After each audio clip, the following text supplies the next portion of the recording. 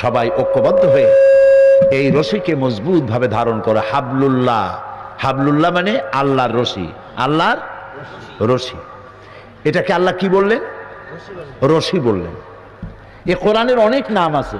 কোরআনের নাম কোরআন, এটার নাম হুদা, এটার নাম ফুরকান, এটার নাম জিক্র, এটার নাম শেফা, এটার নাম তানজিল, এটার নাম কিতাব। এই নামগুলি আমার বানানো? কার বানানো? আল্লাহর বানানো। এটার অনুরূপ আরেকটি নাম হচ্ছে হাবলুল্লাহ, আল্লাহর রশি। রশি বললেন কেন? আল্লাহর সমস্ত কথা, আল্লাহর প্রত্যেকটি কথা বিজ্ঞানসম্মত এবং প্রত্যেকটি কথার ওজন এত বেশি। সাতবক আকাশ, সাতবক জমিন এক পাল্লায়, আর আল্লাহর একটি শব্দ আর এক পাল্লায় সমান হবে না। ওজনদার কথা, আল্লাহর কথা আল্লাহরই কথা। আল্লাহু আকবার। রশি বললেন কেন? কোরআনকে রশি বলা হলো কেন? কারণ হলো, আমরা ছিলাম জান্নাতে। ধরে নিন দুনিয়া একটা কুয়া, আমরা জান্নাত থেকে দুনিয়া নামক কুয়ার মধ্যে পড়ে গেছি। এখন কুয়ায় পতিত মানুষ উঠাবার জন্য, এই হোক, দুনিয়া নামক কুয়ার মধ্যে আমরা পড়ে গেছি। এখন কুয়া দিয়া মানুষ উঠাবার জন্য সব থেকে সহায়ক কি? বাঁশ। বাঁশ নামাই দিলে হবে? সব থেকে সহায়ক কি? রশি, দড়ি। কুয়ার মানুষ উঠাইতে হলে দড়ি লাগবে। সুবহানাল্লাহ। আল্লাহ কোরআনে বানাইলেন দড়ি। আল্লাহু আকবার। এখন কুয়া দিয়ে মানুষ টাইনে উঠাবার জন্য রশির ব্যাপারে দুইটা শর্ত থাকতে হবে। এক নম্বর শর্ত, দড়ি হতে হবে মজবুত। পচা পাটের দড়ি হলে হবে না। পচা দড়ি যদি হয় তাহলে দড়ি ছাড়িয়ে দিবে, এরপরে যারা ঝুলে পড়বে দড়ি ধরে ওঠার জন্য, উপর দিয়ে টান মারবে, দড়ি যাবে ছিঁড়িয়া, যাও লোকগুলো বাঁচত তাও দাঁত ভেঙে মরবে। এই গেল এক নম্বর শর্ত। দুই নম্বরের শর্ত হলো, দড়ি যিনি ধরবেন উপরের থেকে, সেই দড়িটা যিনি ধরবেন তার হাত হতে হবে মজবুত।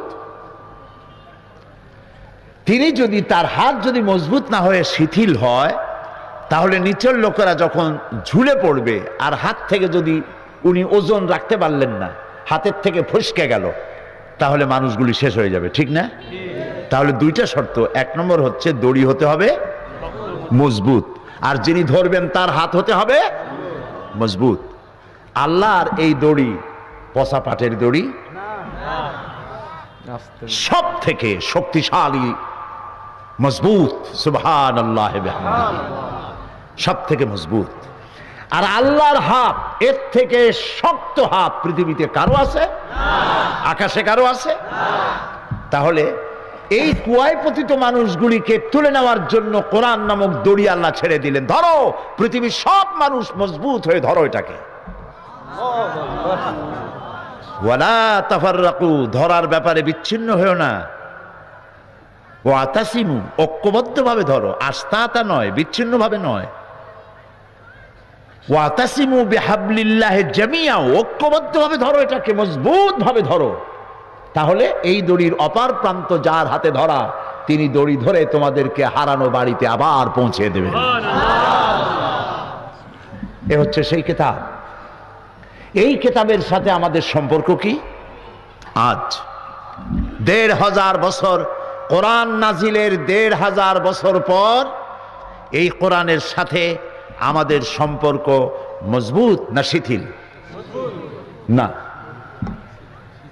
শিথিল।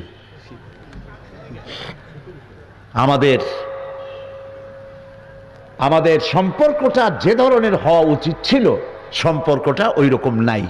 স্বীকার করতে কোনো লজ্জা আছে? ওরকম নাই। কোরআনের সাথে সম্পর্ক রোজার মাসে যে সম্পর্ক গড়ে ওঠে, বাকি 11 মাসে সেই সম্পর্ক থাকে? তাহলে কেমনে বললেন যে মজবুত? রোজার মাসে সুবহানাল্লাহ, কি